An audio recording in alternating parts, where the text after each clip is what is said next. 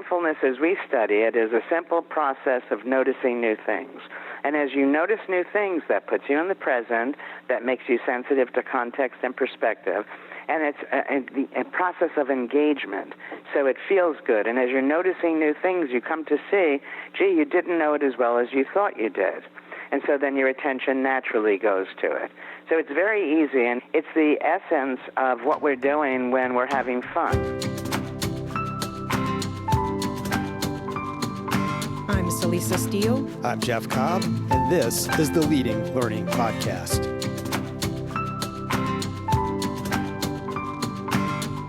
Welcome to episode 336, which features a conversation with the esteemed Dr. Ellen Langer. This is an encore airing of an interview from our archives. Dr. Ellen Langer is a social psychologist and a Harvard professor. In fact, she was the first female professor to gain tenure in the psychology department at Harvard. She's a Guggenheim Fellow and the recipient of numerous awards and honors for her work on mindfulness that spans more than 40 years. She's written 11 books and more than 200 research articles for general and academic readers on mindfulness. Her best-selling books include Mindfulness, The Power of Mindful Learning, On Becoming an Artist, Reinventing Yourself Through Mindful Creativity, and Counterclockwise, Mindful Health and the Power of Possibility. In recent years, mindfulness has become a popular topic, but Ellen began researching and writing about mindfulness long before it became trendy. Sometimes called the mother of mindfulness, Ellen is a true pioneer in a Western view of mindfulness. Mindfulness for her is not about meditation or mantras. Rather, she defines mindfulness as the simple process of actively noticing new things. And she contrasts this with the state of mindlessness that we tend to exist in most of the time. There is a strong connection between mindfulness and learning, and a strong connection between mindlessness and not learning. Those connections and their implications are areas Jeff and Ellen explore in this conversation. Jeff and Ellen spoke in July 2017, and this episode originally aired in 2017.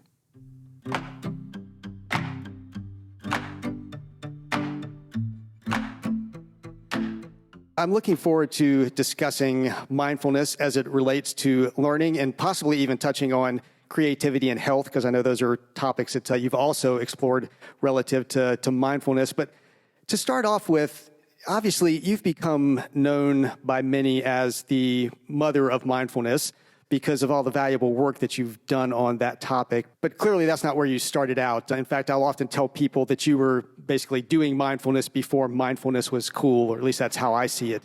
Back when at least nobody in the West was really paying a lot of attention to it. So how did that happen? How did you come to be so focused on mindfulness as an area of study? Okay, well, it was back in the early 70s. And what happened was I would walk into a mannequin and I'd say, I'm sorry. I would watch people do the strangest of things. And so initially I was studying mindlessness, which seemed to be pervasive. And 40 years of research since the original work has shown that virtually all of us are mindless almost all of the time. And the problem is when you're mindless, you're not there to know you're not there. So everybody thinks they're mindful. And then we have this silly instruction that people give to us, and they say, well, be in the moment. But the problem is, again, when you're not there to know you're not there. So you need to do more than that. And it's probably a good time for your listeners to understand what we mean by mindfulness, which, again, we've been studying all this time. This is not meditation. Meditation is fine, but meditation is simply a tool to lead you to post-meditative mindfulness. Right? Mindfulness, as we study it, is a simple process of noticing new things. And as you notice new things, that puts you in the present, that makes you sensitive to context and perspective, and it's a process of engagement, so it feels good. And as you're noticing new things, you come to see, gee, you didn't know it as well as you thought you did. And so then your attention naturally goes to it. So it's very easy, and it's the essence of what we're doing when we're having fun. Now, you mentioned in the introduction that people have this mistaken notion of no pain, no gain. And my view is, if there's pain, of course there should be gain. But one can gain without pain, and does so in the process of being mindful. You know, if you were listening to a comedy or simply a joke, what makes a joke funny is that you're led one way, and all of a sudden you say, oh, it had this other meaning. And so if you realize that laughing is a result, laughing at jokes, for example, is a result of our being mindful, then the question that often comes to mind about, isn't it difficult to do, goes away. Wouldn't it be nice just to be laughing and happy all day long? And then you also mentioned creativity. Now, when I first started studying mindfulness, I could have called it creativity. The reason I didn't was because we have a mindless notion of creativity, where what's important is the final product. And mindfulness is a process. And when you're mindful, what happens is the product is usually better, right? So when you're mindful, you're noticing new things, the neurons are firing, and it's literally and figuratively life-supporting and encouraging. People live longer, and they feel better. And so you've just said that it's really just the simple process of actively noticing new things. That's really what mindfulness comes down to. I've also heard you say that to be mindful is to be confident and uncertain simultaneously, yes, I guess. Right. Well, what happens is that when you notice new things about the things you thought you knew, you come to see, gee, I didn't know it as well as I thought I did. And the fact of the matter is that everything is always changing. Everything looks different from different perspectives. And when we think we know, we're essentially being mindless. We're letting the past determine the present rather than be in the present. So what happens is you go to school, your parents, when you're young, and they give you all these facts.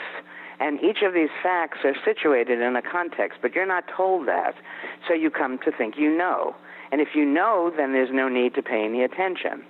But you can't know because everything is changing.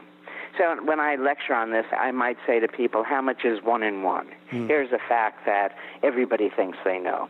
And so people dutifully say 2. But it turns out 1 plus 1 isn't always 2. That if you are adding one pile of sand to one pile of sand, 1 plus 1 is 1. One pile of laundry to one pile of laundry, 1 plus 1 is 1. In fact, if you think deeply about it, or even casually, you come up with the realization that 1 plus 1 doesn't equal 2 in the real world probably as often as it does. So if the simple thing that we think we knew, 1 plus 1, imagine with our understanding of people, of their needs, of their likes, dislikes, personalities, you call somebody by a particular name, describing their behavior, and you say, gosh, this person is just so gullible. And you're being mindless for several reasons. One, and the more important one, is that behavior makes sense from the actor's perspective, or else the actor wouldn't do it. So nobody gets up in the morning and says, today I'm going to be gullible. So what is that person intending? And it turns out people who are gullible are being trusting. People who we might see as impulsive are being spontaneous. People who we see as, as inconsistent are being flexible. Turns out that every description we have can be understood in an equally powerful but oppositely valenced way. And that leads us to be less judgmental. And that leads us then to be less concerned about other people judging us. And life is just easier. So after 40 years of research on this, we find the simple act of noticing. We did some of the early studies with older people. They lived longer. It's good for one's health. It's the experience of engagement, so you feel good. People, when you're mindful, see you as more attractive and more charismatic, and the products you produce are better. So it's a win-win-win-win. And the fact that it's easy as that last win. Well, now, it makes me wonder as I'm listening to you, it sounds like, or what you're saying could be interpreted as kind of all knowledge is contextual, all knowledge is relative to a certain extent, that potentially you can't be certain about anything. And I mean, it's so sort of the argument against mindfulness, not that I would really embrace this myself, but is it, it sounds scary in a way to be mindful, to be that open. Right, that's smart of you, Jeff. But in fact, what happens right now is that people pretend because they think they know they don't know, they think you might know, and they hope that they can get away with not knowing by pretending. So they're making what I call a personal attribution for uncertainty. I don't know, but it's knowable. What people need to do is make a universal attribution for uncertainty. I don't know, you don't know, nobody knows. And then you can stand tall, and the best, I think, posture essentially is to be confident but uncertain. Right. So there's nothing scary about not knowing. At Tagoras, we're experts in the global business of lifelong learning, and we use our expertise to help clients better understand their markets, connect with new customers, make the right investment decisions, and grow their learning businesses. We achieve these goals through expert market assessment, strategy formulation, and platform selection services. If you're looking for a partner to help your learning business achieve greater reach, revenue, and impact, learn more at tagoras.com/services. Well, now it makes me think, though, a little bit of our, current context, at least in the U.S. and perhaps in other places. And this is far from a political podcast, and don't want to really go down the political rabbit hole, but it seems to me that there is perhaps a bit of a mindfulness problem out there right now, just the general openness to learning, to mindful learning, that there seems to be a lot of resistance to that. I mean, do you feel that way? Is anything different now from how it's been before? Not since Trump is elected. That's what you're quietly implying. I started this 40 years ago. And over 40 years ago. And at that time, as you rightly said, that nobody had heard of it. And today, it's hard to open up a magazine or listen to newscasters, I'm not talking about Trump, where they don't use the word mindful. Mm-hmm. So in fact, it's become part, now very often they're using it incorrectly, and they only have a meditation kind of understanding of mindfulness. But no, I think the world is more and more open to all of this. And, but obviously that we're going through a rough time right now. I was doing one of these interviews right after Trump was elected, and the interview had nothing to do with politics, but it was a call-in show, and those are the only questions I got. I'm not going to speak to it. I think that certainly mindlessness is prevalent in many quarters. As I said before, most people, because people think they know. So when they know, they're closed. They're not open to what's happening. And when you become mindful, what happens is you can take advantage of opportunities that you otherwise wouldn't notice, and you also avert the danger not yet arisen. But you can't know everything, and that's why, people, understand about unintended consequences. Right. So you go forward thinking it's going to be good, and ups, there's this downside, or you think it's going to be a downside, and ups, there's this upside that you hadn't considered. Right. Because we don't know. So if an individual wants to become a more mindful learner, this is something she's just seeking to do, on the one hand, it's just simply noticing new things, but we have the habits of a lifetime that can be hard to suddenly switch into doing. I mean, are there practices that you would have people undertake? Yeah, there are things people can do. They're not practices. That's, practice is something people don't want to do. And if you're going to meditate, they call that a practice where you have to learn how to sit still for 20 minutes twice a day and say your mantra and what have you. This is very different. This is being out in the world.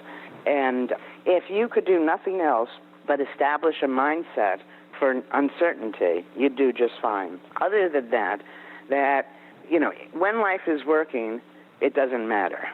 When life isn't working for us, that's the time that people naturally seek solutions without being trained. They just say, oh, my goodness. And so stress, for instance, is a major problem for people all over the world. I get this question about, how can people not be stressed when there's so much to know? And the fact of the matter is there's no much more to know than there was in the past.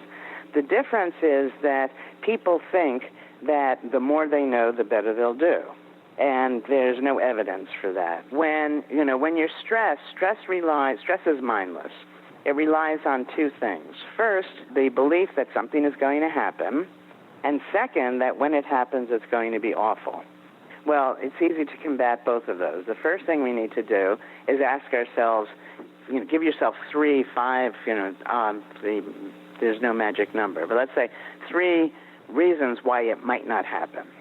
Well, as soon as you do that, you immediately become less stressed because you went from it's definitely going to happen to it might not happen. Now, let's assume that it does happen. Evaluations are in our heads. They're not in the things we're evaluating. So if we say it's going to happen, how might that actually be a good thing? So now you have this thing that you thought was going to be devastating and definitely going to happen. So it may happen, it may not. And if it happens, there'll be good parts of it, bad parts of it. It all depends on how I choose to view it. And then stress dissipates. Right. Exercises that people can do. First, every time you hear yourself say something like it's obvious, or you see because nothing is obvious since everything looks different from different perspectives. Every time you see yourself as judgmental, you call somebody something, you see them in some pejorative way, you're being mindless. You turn around and say, well, how might that very behavior have made sense from that person's perspective? Aside from all of that you walk out your door and notice 3 things that you didn't see before.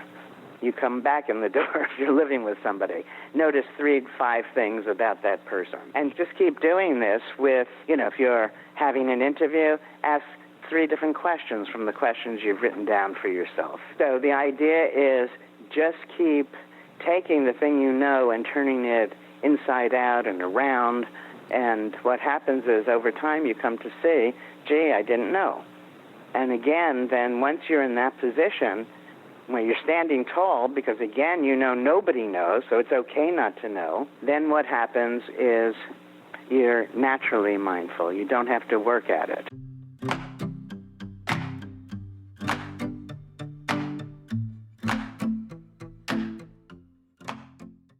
To change the frame just a little bit, we were discussing before we started recording that most of the people who are listening to Leading Learning are in some way or another involved in what we characterize as the business of lifelong learning. So they're offering conferences, seminars, doing online learning, professional education, continuing education, those sorts of things. What would you say to those people to help them deliver or facilitate, I don't know what the right word is, learning experiences that are going to be more conducive to mindful learning? I mean, can you help to architect a more mindful learning experience? I think so. I think in the choice of speakers who attend these conferences, obviously if people are going to be lecturing on mindfulness, people learning about mindfulness. But if you had a conference on X and you got some leading authority on Y to give it, that would be interesting because people would say, well, how is this related? And since everything is related, they would be more mindful. I think that people have the mistaken notion that, we said before, no pain, no gain, and that one should be gaining all the time. Well, we also have that idea with respect to learning. Mm-hmm. Learning is fun. And so what should happen is that all of these conferences, everything that's being done should be fun doing it. And if it's not, then you need to do it differently. And when you're having fun at it, then you're going to be mindful. And when you're setting up an event for other people, rather than focus solely on the transmission of information from one person to a group of people, make it fun for everybody. That's a definite win because at the end of the conference, people will have had a good time. Right. And, they will probably have learned something anyway. So you'll only get points for that. Well, and related to that, many of these same groups that I'm referencing that, are putting on different types of learning experiences, delivering different types of educational opportunities. It's become a trend now at focus for many organizations to have, a recognized body of knowledge, set of competencies, basically a uniform set of knowledge that people have to master, and then they're going to get certified for that. And that certification is, supposedly going to indicate that they have learned what they need to learn to do what they're supposed to do. How does mindfulness jibe with that, certification and that whole approach to kind of competency and bodies of knowledge? Yeah, well, it's interesting. Let me give you an answer that's far afield. So people may say that watching television is bad, all right? But television is neither good nor bad. It's the way you watch it. And so, too, with a certification process. You can have a rigid set of rules and teach that people had better follow each of these rules just as they're laid out, and that sounds very mindless. If you found a way to make each of the rules a little more tentative, if somebody who might not have the competencies that are in that list but have many other competencies, that you wouldn't want to just reject the person. At a place like Harvard where I teach, that we have rules, and then if somebody wants to petition for something quite different, and we listen, and most of the time they're granted permission. So the way to appreciate anything being mindful or mindless is when it's mindless, it tends to be rigid, and you follow things regardless of whether they make sense in the particular context or not. All right, that mindlessness is where the past is dictating the present. And mindfulness is a looser, more conditional structure. And just if you're teaching material, for instance, the material itself, to be taught mindfully it would seem that it could be one way of looking at it rather than is. 1 + 1 is often 2. In certain theories, 1 + 1 is 2, but in the real world, not always. Right. So you teach the deviations.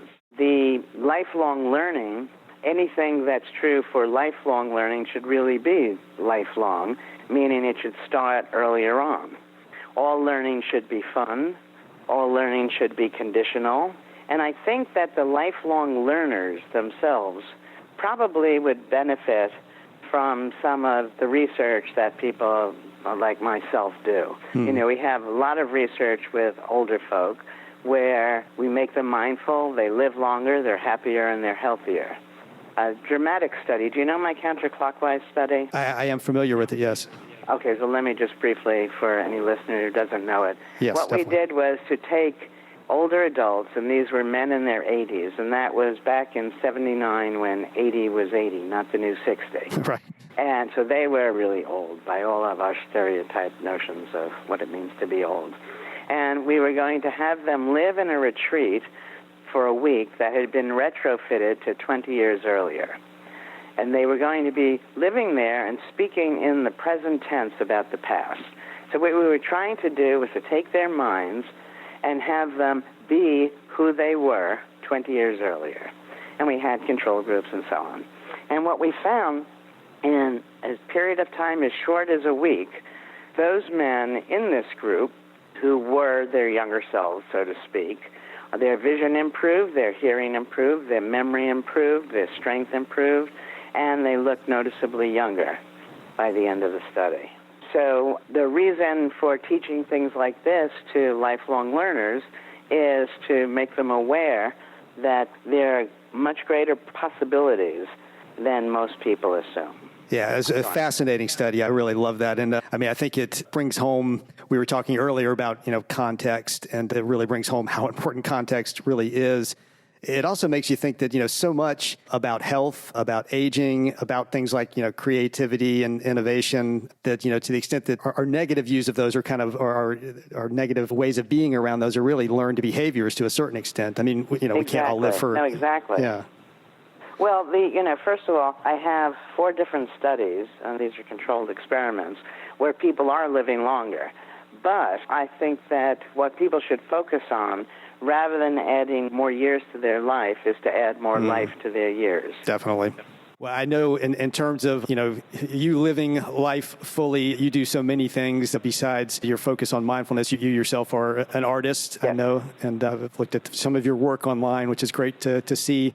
And one of the questions we like to ask everybody who comes onto the show is about their own sort of lifelong learning habits and practices, whether that's around art or anything else that you're doing, might be professionally as well.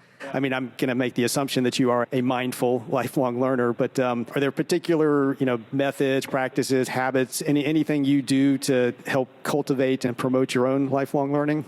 Other than follow the advice that I've just given all your listeners, probably not. That life gets easier as you get older.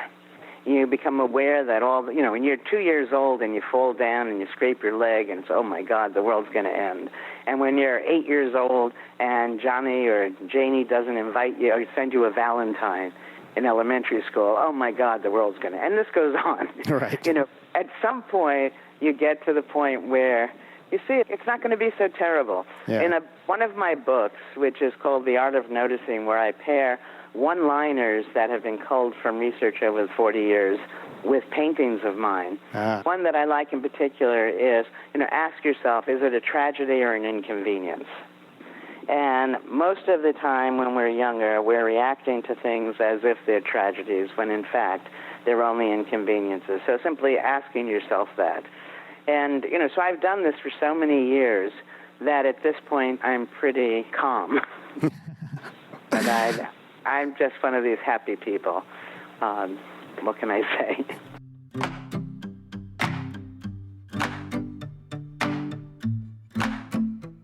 Dr. Ellen Langer is a leading expert and pioneer in the field of mindfulness. In the show notes for this episode at leadinglearning.com/episode 336, you'll find links to websites where you can learn more about her important and insightful work. And we know it can be easy to tune out our final comments, but stay mindful for a moment more. At leadinglearning.com/episode 336, you'll also see options for subscribing to the podcast. And we'd be grateful if you would subscribe if you haven't yet, as subscriptions give us some data on the impact of the podcast. We'd also be grateful if you would rate us on Apple Podcasts or wherever you listen, especially if you find the Leading Learning podcast valuable. Jeff and I personally would appreciate it, and reviews and ratings help us show up when people search for content on leading a learning business. Go to leadinglearning.com/Apple to leave a rating. Lastly, please help us grow the Leading Learning community. At leadinglearning.com/episode 336, there are links to find us on Twitter, LinkedIn, and Facebook. Thanks again, and see you next time on the Leading Learning podcast.